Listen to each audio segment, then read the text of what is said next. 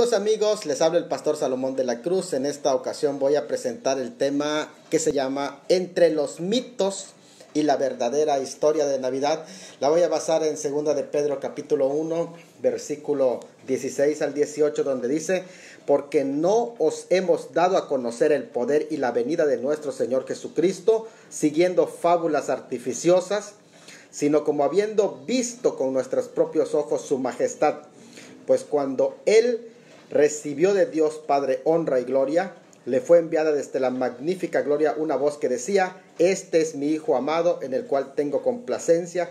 Y nosotros oímos esa voz enviada del cielo cuando estábamos en el monte santo. ¿Saben qué es el hombre de paja o Star One? Es una especie de otro yo en psicología, inventado para que se crea que eres tú, pero que en realidad no existe. Es lo mismo que está sucediendo con los que calumnian la fe cristiana. Se están inventando un hombre de paja, un cristianismo que no existe, solamente en su mente de ellos, y luego intentan destruirlo o quemarlo. En el tema de la Navidad, muchos se han inventado hombres de paja, arguyendo que los cristianos de estas fechas se la pasan adorando a Tamuz, a Semiramis, a Nimrod. Luego usan sus argumentos mitológicos, todos de esa forma, con mitos que se relacionan, que dejan ver esta celebración en el contexto no de la iglesia, sino de un paganismo, como si estuviera en el contexto del mundo, y aún peor, como un idólatra. Por ejemplo, se dice que en la Navidad no hay nada rescatable, pues se trata de fiestas, de borracheras, pero eso no es la Navidad cristiana. Saludos a mi amigo José Gómez, que nos está viendo desde Oaxaca, y saludos también a su familia, que la apreciamos muchísimo. Un abrazo a todos ustedes, a la familia Gómez. Bueno, estamos hablando de la Navidad, pero la Navidad no como la celebra el mundo, la forma mundana. Y muchas veces presentan esa imagen de que cuando nosotros hablamos de la Navidad, estamos hablando de borracheras y etcétera. No es así. Yo cuando hablo de la Navidad lo presento en otro contexto, porque no se aplica la Navidad en ese sentido. Y muchas veces agarran los pasajes bíblicos: no améis al mundo ni las cosas del mundo. Oiga, pero no estoy celebrando como lo hace el mundo. Yo no me estoy dando borracheras, escuchando música mundana, con pachanga, palabras altisonantes. No. Creo que eso es un hombre de paja que se están inventando para atacar. Otro hombre de paja que han creado para atacar la Navidad es que en estas fechas, según algunos han inventado, que estamos celebrando a Tamuz, y a continuación proceden a mencionar no historias reales, sino historias de mitologías paganas sobre Nimrod y Semiramis, los cuales los verdaderos cristianos no las aceptamos, porque no adoramos a Nimrod ni adoramos a Semiramis. Todo lo contrario, esos son mitos. Este es un mito historicista, es decir, de personajes reales se han modificado, han alterado su contenido y lo han creado como mitos, con el paso del tiempo dando lugar a lo que se llama como historietas urbanas.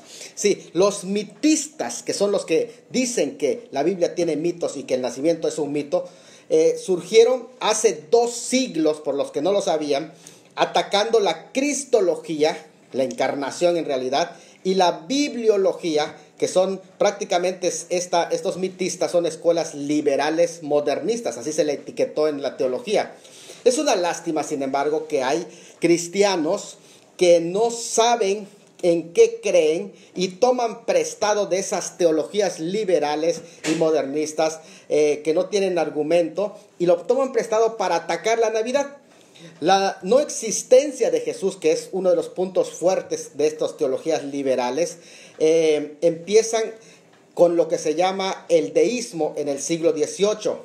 John Locke, que es el padre del liberalismo prácticamente, plantea una religión natural, esbozando las ideas de que Jesús es un personaje mítico literario que no existió, y entonces elaboró una serie de mitologías para comparar, es decir, que el cristianismo tomó prestado de esas mitologías para inventar a Jesús.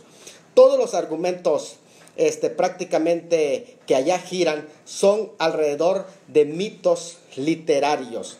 Es decir, es interesante cómo el verdadero ataque comienza en la escuela de la historia de religiones a finales del siglo XIX, después del invento de este grupo de teología, con el libro del alemán Peter Christian Jefferson, que se llamó Moisés, Jesús y Pablo, tres variantes de Gilgamesh, el dios babilónico. Qué interesante, ¿no? Todos los argumentos mitistas giran alrededor de afirmar, como si fuera una verdad irrefutable, que Jesús es producto de mitologías egipcias y cultos a la luminaria solar y a la luna, de distintas mitologías paganas antiguas, babilónicas, persas, griegas y romanas. Las escuelas modernistas están ahora sorprendentemente renaciendo con la negación de la Navidad, porque ello es una negación de la existencia de Jesús, usando las mismas bases, diciendo que son mitos. Entre otros autores destacan Joan Frances, donde escribe el libro El Nuevo Testamento más allá del dogma, y habla de los evangelios como una novela que hizo Flavio Josefo y los traspuso a la vida de Julio César de tal manera que lo identifica con Jesús. Pero también hay otro autor que es Logari Puyón, quien afirma que una serie de sacerdotes de Saqqara, de Egipto, tomando cuentos egipcios, formaron los evangelios y que el Apocalipsis también está basado en la misma manera. Son puros mitos, es lo que dice.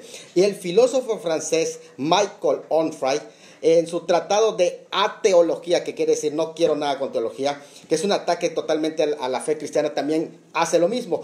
Pero el último autor que ha sido fuerza para propagar el ataque a la Navidad es Richard Carrier, sobre la historicidad de Jesús, que escribió su libro ¿Por qué podríamos tener razones para dudar de que existió Jesús? En 2014 sacó este libro y fue un fuerte empuje para atacar la Navidad. Bueno, estos mitistas, que así le llamo, quienes influyeron en activistas que atacan frontalmente la Navidad, están impulsando al mundo actual ateo, al mundo actual judío ortodoxo y a uno que otro cristiano despistado que utiliza sus mismos argumentos, no sabiendo que está atentando en contra de la doctrina de la cristología y de la bibliología. Bueno, la mayoría de ellos son de carácter especulativo.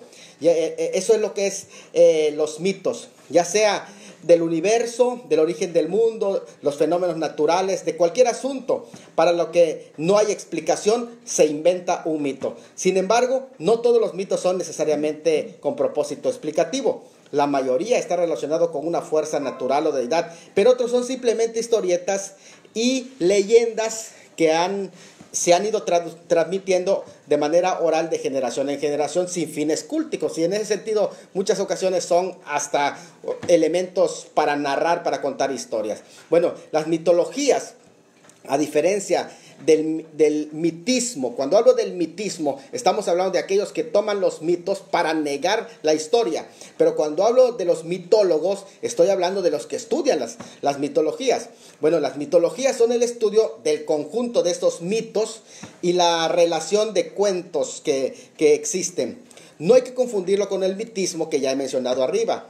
La mitología casi siempre se relaciona con la religión, y la mayoría de las religiones también tienen sus mitos. Sin embargo, la palabra mito es usado para caracterizar también estas narraciones que prácticamente se convierten en alguna forma en historietas. Y en alguna forma la palabra mito, pues lo que menciona es algo falso, o por lo menos dudoso. Las historias que aparecen en una o más religiones, o las religiones diferentes a la que se es creyente, el mito es sinónimo de mentira. Vuelvo a reiterar, en todos los casos, mito es sinónimo de mentira.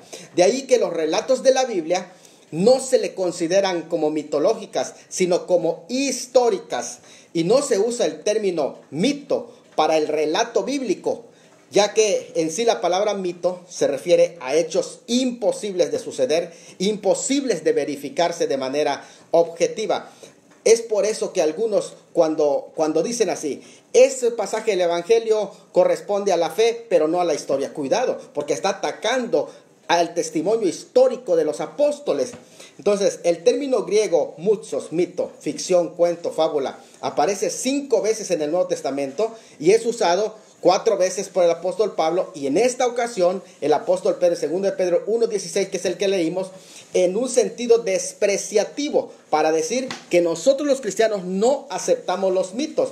La Biblia rechaza absolutamente todo mito y lo presupone como una narración inventada, como mínimo como superstición y error que no son compatibles con la verdad de Dios. En ese sentido de que son falsos maestros quienes usan los mitos para atraer a sus oyentes que tienen comezón de oír. Llama mucho la atención esto. ¿Por qué? Porque parece ser que en lugar de predicar la historia de la Navidad, están predicando mitos acerca de Semiramis actualmente. Esos son los falsos maestros.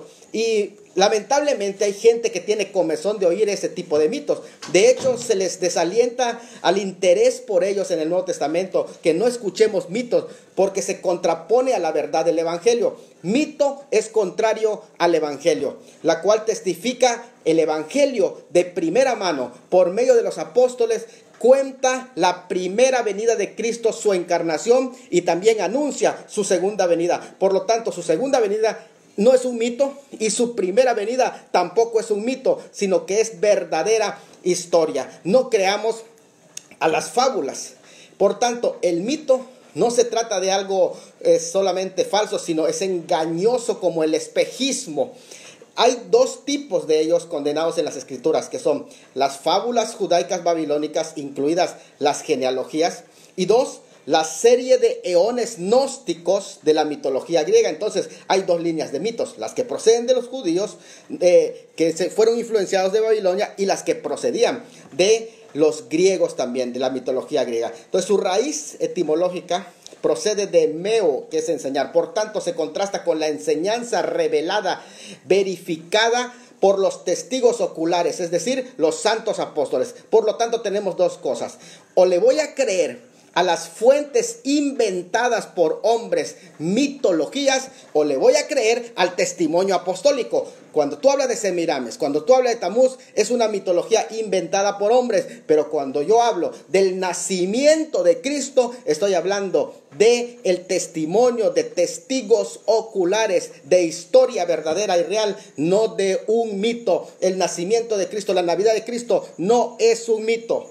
La raíz etimológica en que procede ese término mito es interesante porque contrasta con la verdad. Por esta razón los traductores usan el término fábula, no siguiendo fábulas, significando ficción y contrastándolo con la autenticidad de lo verdadero. Por lo tanto, fábula contrasta con lo verdadero, así como mito contrasta con la verdadera historia. Y desde el tiempo de Píndaro se usa mito para referirse a algo ficticio que contrasta con el logos, que indica lo verdadero o histórico. Incluso Platón describe la historia particular como no ficticia, sino verdadero logos. Llama la atención ese término que utiliza. Incluso Filón habla de aquellos que van detrás de una verdad genuina en vez de tras los mitos ficticios.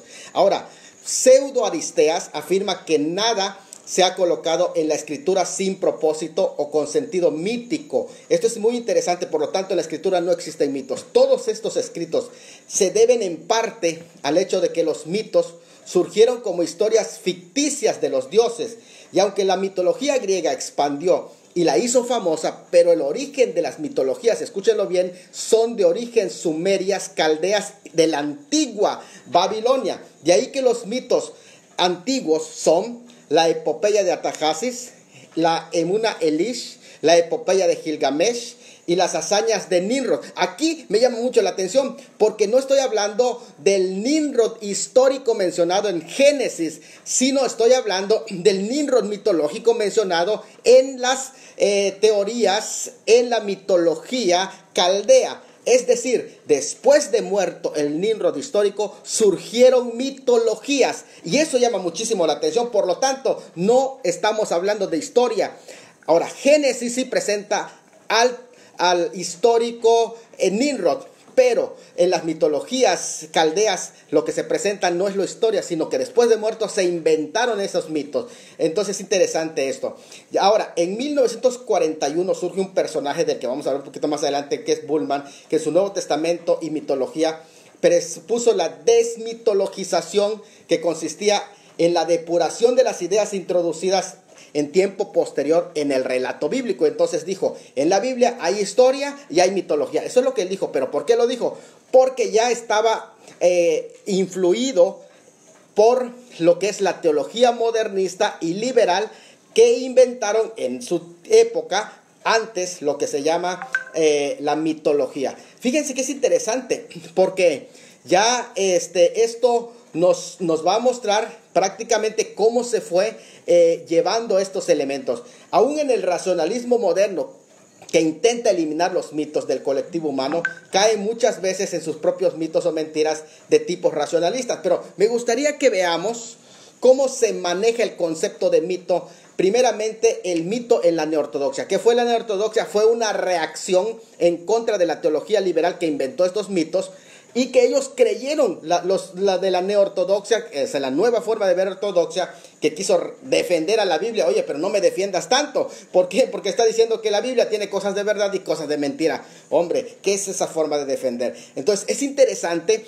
porque creyeron a esos mitos y lo dieron por hecho. Ahora, fíjense que en la neortodoxia hay por lo menos 3 personajes que nos van a llamar mucho la atención en la neortodoxia, que prácticamente fue el producto de una teología que reaccionó en contra del liberalismo racionalista que imperaba en esa época, pero que se inclinó en un extremo que en vez de ayudar hizo más mal a la ortodoxia bíblica. Y eso me parece que todavía está pasando. Algunos, en lugar de atacar los mitos, están usando los mitos y están atacando al mismo cristianismo, están atacando la Navidad con mitos. ¿Qué está pasando, señores? Miren, 3 personajes en la neortodoxia quienes dijeron, bueno, creo que los liberales tienen razón, hay mitos, ¿qué vamos a hacer? Vamos a desmitologizar la Biblia. Y entonces agarraron la Biblia y decían, esta parte sí sirve, esta parte es histórica y esta parte es todo lo que era milagroso, todo lo que era, por ejemplo, la encarnación. Por eso es que la Navidad está siendo atacada, la segunda venida está siendo atacada. ¿Por qué razón? Porque todo lo milagroso, lo sobrenatural de la Biblia lo quisieron quitar.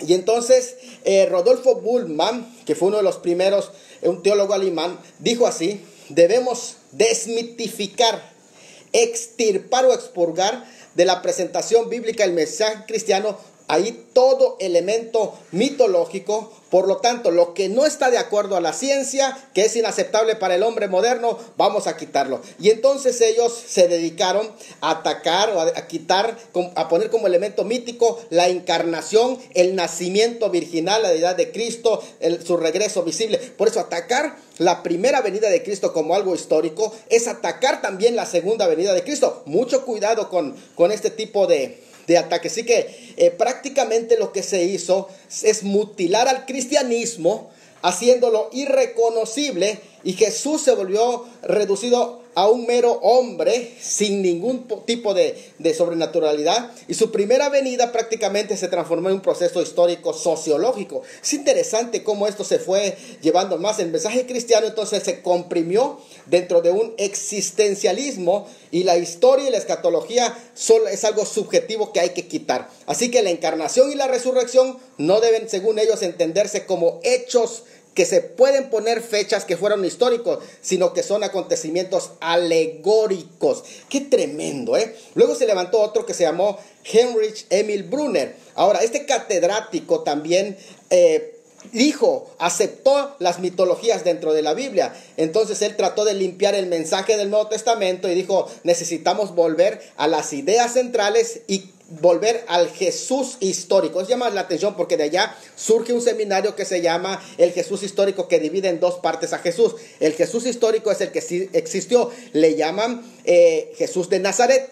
Y el mitológico, que le llaman el Cristo, que se lo inventaron los apóstoles, que se lo inventó Marcos, que se lo inventó Lucas. Entonces es interesante porque eso degrada la bibliología a algo tan tremendo. El negar entonces la historicidad de Jesús, su primera venida, establece las bases para lo que se llamaría el seminario de Jesús.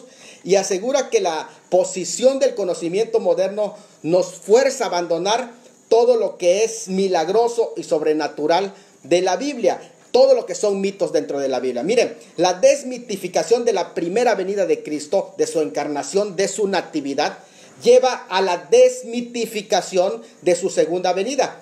Pues entonces, si su primera venida fue un mito, su segunda venida también es un mito, es un hecho inaceptable por la ciencia moderna. Entonces, es interesante. Sin embargo, como todo ahora apunta a algo totalmente diferente. ¿Por qué? Porque aún los mismos científicos e investigadores se dan cuenta que hay algo que viene sobre el mundo. Entonces, la segunda venida ya no es un mito, es algo que es real. La desmitologización hoy ha quedado como un mito sin respaldo científico. Simplemente hoy se puede decir que es un absurdo. Me falta otro personaje, que es Cathbart. Es el teólogo reformado, el padre de la neortodoxia. Prácticamente quiso hacer lo mismo, rechazando estos elementos sobrenaturales. Y de hecho, les voy a decir algo. Él intenta establecer una distinción entre el mito y la leyenda, pero al final vuelve a decir, hay mitologías dentro de la Biblia. Bueno, fíjense, los modernos ateos materialistas y antisobrenaturalistas se valen de esta teología. Pongan atención a esto, para que sepamos de qué bando estás. Oye, ¿tú de qué lado estás? ¿Estás atacando a Cristo? ¿Estás atacando su nacimiento? ¿Estás atacando la Navidad? Bueno, ¿de qué lado estás? Todos los ateos modernos, materialistas, incluso el mundo judío, se vale de esta teología para atacar la historicidad de Jesús y complementa sus afirmaciones con teorías conspiracionistas, de donde según ellos los discípulos y la iglesia cristiana tomó prestada de esas tradiciones de Tamuz, de los egipcios, de los babilonios, de toda esa mezcla. Casi podemos decir que prácticamente no es original, sino que ellos se inventaron a ese Jesús, a ese Mesías, y prácticamente su nacimiento, al igual que como lo afirman los judíos ortodoxos, surge de una mezcla de pensamientos de religiones y el judaísmo, de la mitología griega y de la romana, entre otras. Así que la Navidad es atacada por el ateísmo, afirmando que el nacimiento de Cristo es una copia tomada de religiones egipcias, griegas, paganismo babilónico, de Semiramis, de Tamuz, curiosamente de mitologías. ¿Cómo es posible que ellos se basen en mitologías para atacar un testimonio histórico como el Nuevo Testamento? Tal forma de argumentación es ridícula para los intelectuales que están usando mitología y no la historia como argumento. Mucho ojo, señores. Segundo, en lugar de los mitos en la cristiandad. Miren, el término mito en la actualidad tiene gran variedad de significados, por lo que debemos especificar a qué nos estamos refiriendo cuando usamos el término mito. Por ejemplo, gran parte de la mitología moderna no es religiosa, simplemente son mitologías, y que a veces son historias que se pueden tomar como ejemplo. Se basa a veces en personajes ficticios que cuentan una historia imaginaria con el fin de divertir o proporcionar ciertas analogías de la vida, que se constituyen en meras herramientas pedagógicas. Por ejemplo, puedo presentar una ilustración del Chavo del Ocho, puedo presentar una ilustración del Chapulín Colorado, estoy hablando de ejemplos típicamente mexicanos, y saber que es un mito, pero no quiere decir que estoy mintiendo, estoy usándolo como herramientas. C.S. Lewis enseñó que el mito se hizo hecho. Y eso es interesante, de cómo Jesús se hizo carne. Cuando Dios se hizo hombre, el mito, esa historia, esa comparación, se hizo hombre. De modo que las aspiraciones y la intuición del alma humana, que anteriormente encontraba expresión mitológica, ha recibido una respuesta satisfactoria a los acontecimientos de la historia del Evangelio, principalmente en la encarnación y la redención que él anuncia. Es decir, que ese hecho se convirtió en una historia real. En este sentido teológico es que no podemos escapar de usar el término mito. Es una comparación. No se trata de abrir una puerta a lo irracional, sino de entender que aquello que hay de logos o de verdad en el mito y cuál es su uso productivo y de valor pedagógico puede anunciar una verdad que difícilmente se puede expresar de las cosas. Y aunque no nos da un saber preciso exacto de lo que ya son, pero sí nos puede ejemplificar a qué se parece una comparación. El mito se mueve en el terreno de la metáfora, la analogía, el símbolo, presentando dos caras de la verdad, que representa una que se parece y otra que no se parece. Es interesante, es decir, se presenta prácticamente en las dos caras, la falsa y la verdadera, y es entendible, pues no deja de ser un mito. Es decir, cuando yo presento una dramatización usando a un personaje, sé que es un personaje, pero detrás del personaje estoy transmitiendo un mensaje. Por ejemplo, puedo usar aún la predicación como ilustraciones. Ejemplo, puedo hablar de alguna parte de la mitología de la vida de Hércules, pero sé que es un mito, pero la enseñanza que me va a traer es un mito, pero va a ser verdadera la enseñanza o la lección. Puedo hablar de la caja de Pandora, por ejemplo. Sé que es un mito, pero lo puedo usar como una ilustración de refuerzo. Puedo hablar de Spider-Man, de Santa Claus, de las piñatas, usarlo como ejemplo y para mi predicación. Puedo presentar algún adorno navideño, incluso otros personajes, sacando de ellos lecciones, sin que con ellos se tenga que hacer apologías o defensas sobre la existencia. Les voy a comprobar que sí existen los renos. Les voy a comprobar que Papá Noel vive en el Polo Norte. Eso no es necesario, porque todos sabemos que esos son personajes y que no son reales, son de la imaginación, pero los uso como elementos pedagógicos. Con todo, no dejan de ser buenos elementos retóricos, pedagógicos y hasta lúdicos. De pronto nos podemos divertir con ellos. Entonces, la lógica peculiar del mito exige un cierto grado de humildad para renunciar a determinadas pretensiones del intelecto sin desplazar la verdad de sí misma, ¿verdad? Entonces, el mismo lenguaje simbólico presente en las escrituras es indispensable a toda expresión de las relaciones del hombre con la trascendencia divina. Aquí es interesante la revaloración del mito, que debemos saber como un vehículo de transmisión de saberes perennes. Es decir, nos va a servir el mito para transmitir mensajes. Además, que no hay que apresurarnos a la hora de hacer conjeturas y menos de aplicar las herramientas críticas de una época determinada a la eterna palabra de Dios. Ahora, lo que sí es importante es que tú no puedes usar el mito para contradecir una historia.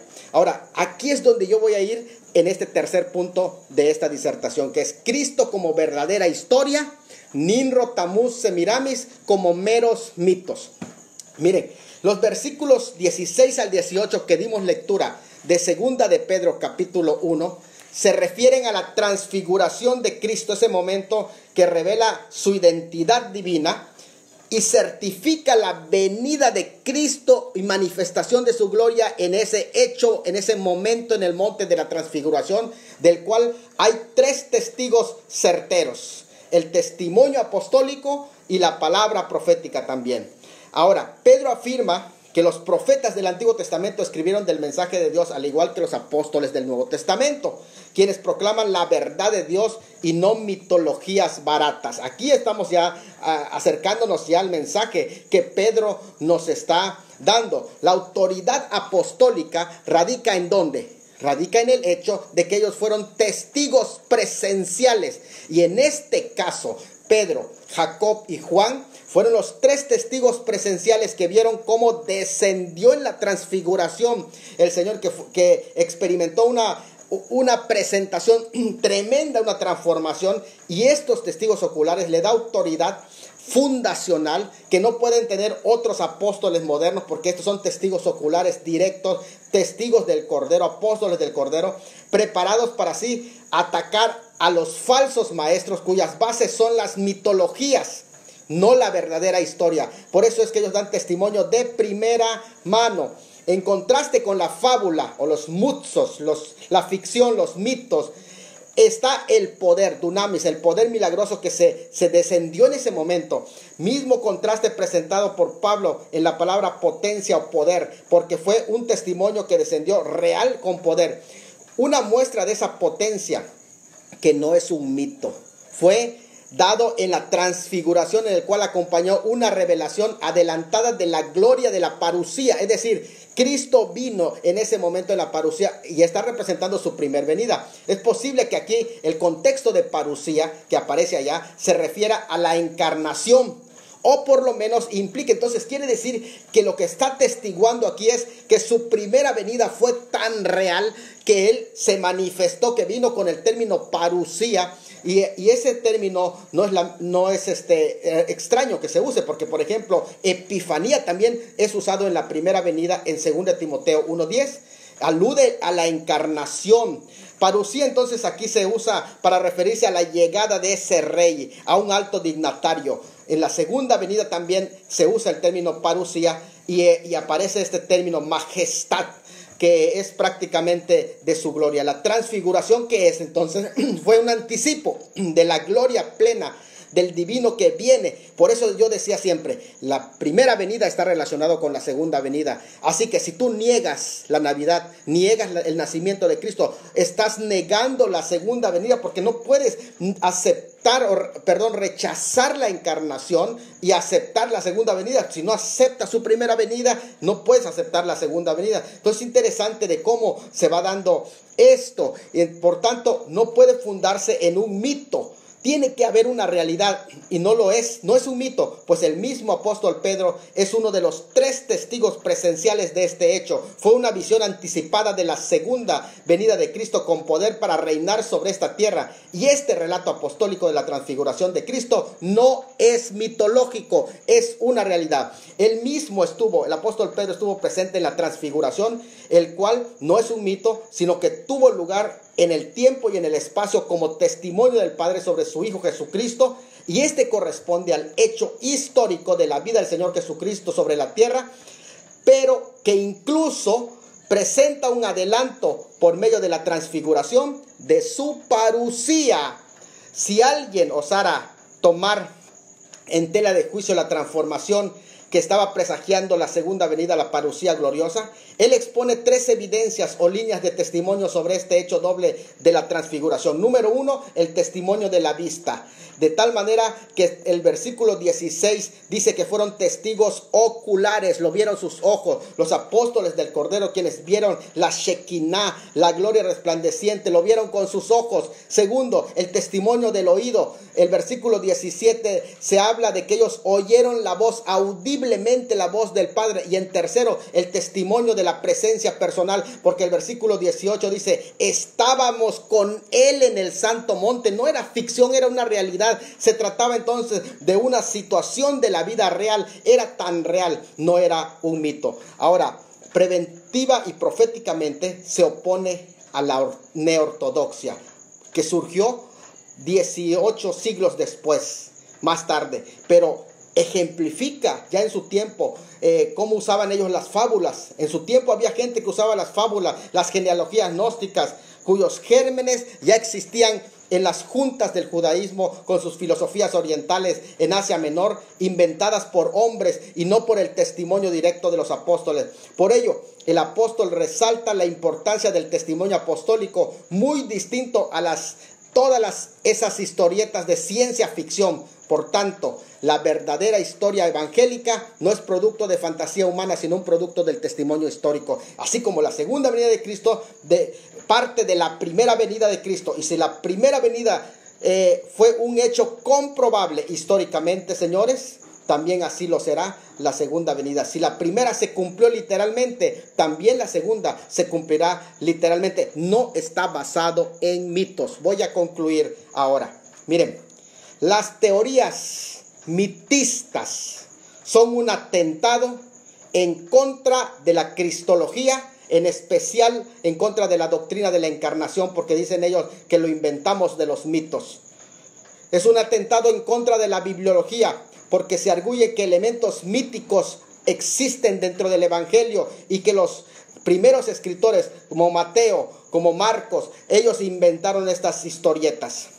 Y comienzan afirmando que la historia de la encarnación está basada en mitos, oponiéndose así a la celebración navideña. Luego se van a otro punto negando la historicidad de Jesucristo y lo identifican con dioses paganos. Y al final caen en un liberalismo teológico multifacético que acepta de todo y que se caen en la neortodoxia. Este video mis amigos, es un llamado a que abandones este modelo de pensamiento que atenta en contra de la teología sana, la teología bíblica cristiana, y está más de acuerdo con la teología de los liberales modernistas. Pero, ¿qué da más validez? ¿A qué le das más validez? ¿A los mitos que no se pueden probar? ¿O a la escritura que tiene el testimonio apostólico? ¿A qué tú le das más validez? ¿A la mitología o a la escritura? Entonces es interesante que el testimonio de la historia lo desmiente. Las mitologías son desmentidas por el testimonio apostólico y el testimonio externo, como por ejemplo, estamos hablando de fuentes externas como la carta del filósofo estoico del año 70 llamado Mara Bar Serapión, Flavio Josefo, Tácito, Suetonio. Todos ellos afirman que Cristo no es una mitología, que es una realidad. Jesús nació y esa es la verdadera Navidad. El nacimiento de Tamuz es un mito, un plagio satánico. Esa es la falsa Navidad. No hay forma de comparación, pues la superioridad entre una mitología y una historia verdadera es totalmente enorme. Así que prácticamente la historia bíblica es corroborada por la historia y todo lo demás son mitologías y son mentiras. Ninguna mitología puede competir con la historicidad de Cristo. Así que comparado con Tamuz, con las tradiciones sobre Nimrod o cualquier otro personaje mitológico que quieras inventarte, es hacer injusticia a la historia, porque la historia se basa en testimonio verídico. Tú no puedes comparar a Tamuz con Cristo. Es un insulto a la inteligencia y a las ciencias históricas, tanto por hacer comparaciones. ¿En qué mente cabe eso? Y hasta identificar con personajes mitológicos a Jesucristo. ¿Qué barrabasadas son esto? Argumentar que los cristianos evangélicos que celebran una acción de gracia están dando culto a Tamuz es crear un molino de viento e intentar luchar contra él. No solo no es sabio, pero hasta es tonto el pensar de esa manera. Simplemente es crear otro mito a los mitos ya existentes. ¿Por qué vamos a crear más mitos? Es algo ingenuo y hasta tonto afirmar que hoy celebrar un culto navideño, honrar el nacimiento de Cristo, estás dando culto al sol invicto que fue introducido por el emperador romano Heliogábalo, que impuso ese culto de El Gabal, dios sol, de su ciudad nativa de Emesa, Siria, pero que eso fue hace 1700 años y que con su muerte en 222 dejó de darse ese culto. ¿Me quieres tomar el pelo de decir que le están dando culto a un culto que hace más de 1800 años se acabó? ¿Qué te está pasando? Pero el culto, el culto imperial, de hecho ya desde 380, cuando vino el edicto de Tesalónica, se prohibió todo tipo de esos cultos. Ya no existía ese culto. Estos mitistas ya no buscan qué inventar. Dios te bendiga, Elier Chimal. Saludos también a ti. Mire, también es importante entender las mitologías, leyendas y las creaciones de las historias urbanas como chabacanerías y elementos que no tienen fines religiosos, sino que están claramente apartes del formato del culto a Dios. Muchas veces se trata solamente de adornos, de imágenes pedagógicas, ¿sí? Y hasta con meras formas lúdicas, es decir, que divierten, como el mito de prácticamente de elementos, verá que he mencionado, que algunos de ellos son muy mexicanos y que los pueden usar hasta como personajes, que de alguna forma son elementos para divertirse.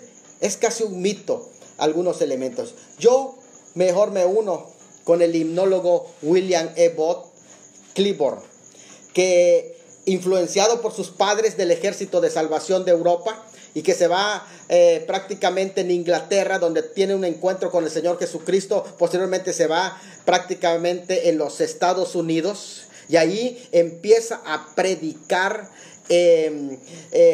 carpas. Pero cuando él se endeudó y estuvo trabajando en un campo, en un maizal, para pagar la renta de todos esos equipos que tenía, mientras él estaba trabajando, él que compuso varios himnos, y uno de esos himnos navideños que compuso dice así: qué bella historia de su excelsa gloria, bajó el Salvador, Jesús mi Redentor, nació en pesebre, despreciado y pobre, varón de lágrimas y de dolor. Oh, cuánto le amo y fiel le adoro, cuida mi vida, mi Redentor. El Rey de Gloria vino a salvarme y a revelarme del Dios de amor.